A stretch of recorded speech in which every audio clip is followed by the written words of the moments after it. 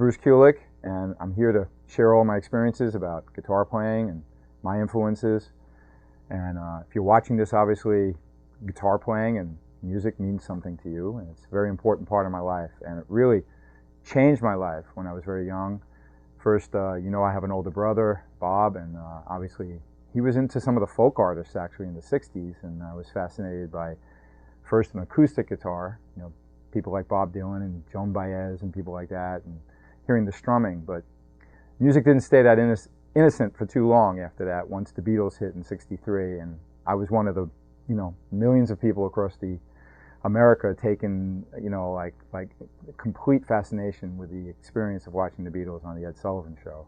That really changed my life, and I've heard that from so many of my peers and fellow guitarists that are just so moved by what happened that night when we saw these four mop tops, as they were called, jamming on guitars. And I can't really think of like the first electric guitar that moved me, what it meant to see it. I think it was more of the Beatles just holding these instruments, and the fact that McCartney was a lefty and one of them was going the other way.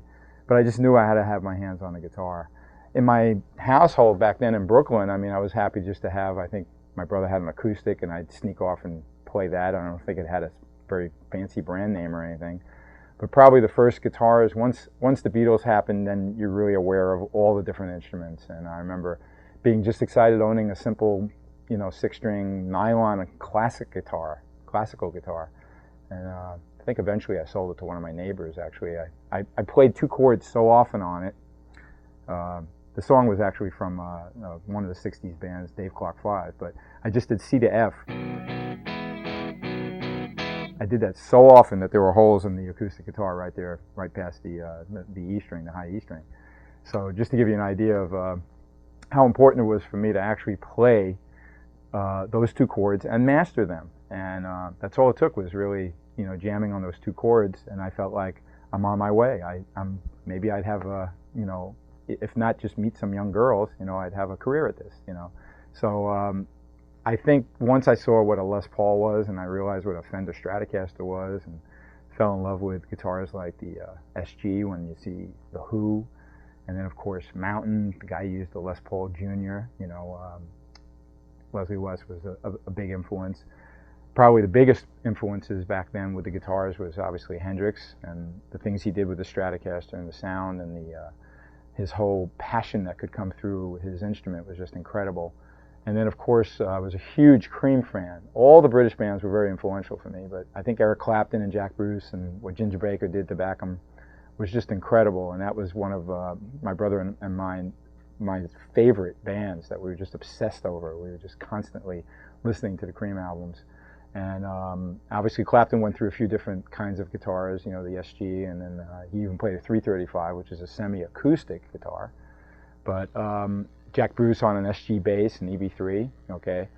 I had to have one, and eventually I did actually own one, and I even got to play my EB3 on some Kiss albums years later. So I had to have an SG. I think my first electric guitar, though, was actually, let me see, I used to borrow a few, but I think actually an SG Special, which means it had the P90 pickups. But I bought a Gibson SG Special used when, well, back in those days, it was probably still a lot of money, but I really think the first instrument I owned, actually, I got to rewind. I was able to borrow my brother's guitars, but I was kind of learning on an acoustic instrument first, and then I realized, well, my brother played guitar really well. I'll be the bass player, so I could be the Paul McCartney or the Jack Bruce for him, and he could play, the lead guitar. So my first instrument was buying an EB3, and then my first bands, I was actually jamming on bass, playing the EB3. I think that's a good thing for actually a guitarist to know a little bit about how to play bass, because I think if you can play the bass well enough in a band to complement your drummer and everything, you're going to be a tighter rhythm player and probably a better overall guitarist, okay? And I've been fortunate enough that I've even been hired for bass sessions, in my career, which is something I'm really flattered by. But it's because I had this obsession and I took that role because Bob played guitar, so I would play the bass.